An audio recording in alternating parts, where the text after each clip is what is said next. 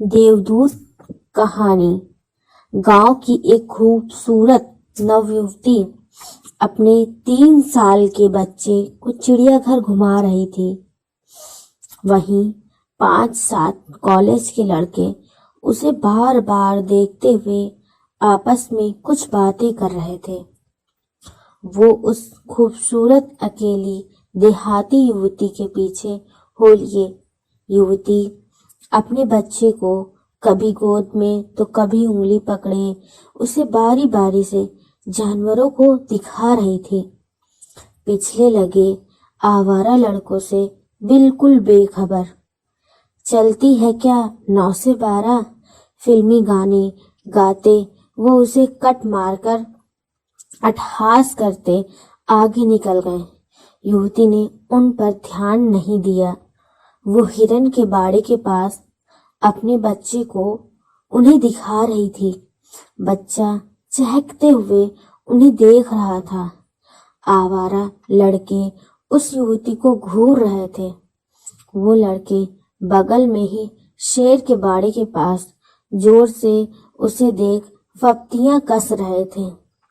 उनमें से एक लड़का पूरे जोश में था। बाड़े के ऊपर लगे ग्रिल पर बैठ भद्दे गाने गा रहा था। युवती बच्चों को लिए शेर को दिखाने बढ़ चली थी। युवती को देख ऐसा प्रतीत हो रहा था कि उसे उन लड़कों से तनिक भी भय नहीं, या वे उन्हें अनदेखा अनसुना कर रही है। युवक अति उत्साहित हो उठा। सभी ठहाके लगा रहे थे। युवती बाड़े के पास पहुंच चुकी थी। तभी बाड़े के ऊपर चढ़ा लड़का लड़खड़ाते हुए बाड़े के अंदर गिर गया। लोगों के होश फाख्ता हो गए। बाड़े से दूर बैठा शेर उठ चुका था। उसने गुर्राते हुए कदम धीरे धीरे लड़के की तरफ बढ़ा दिया। उसके दोस्त असहाय होकर खड़े थे और सिर्फ चिल्ला रहे थे। भागता हुआ एक गार्ड आकर शेर को आवाज देकर जाने को कह रहा था। 1 मिनट के भीतर अफरा तफरी मच चुकी थी। शेर को आता देख गिरा हुआ लड़का डर से कांप रहा था। उसके जोश के साथ शायद होश भी ठंडे पड़ चुके थे। माँ माँ बचाओ बचाओ की आवाज लगाकर तेज हो रही थी और शेर की चाल भी। तभी उस देहाती युवती ने अपने बदन से 5.5 मीटर लंबी साड़ी उतार बाड़े में लटका दिया।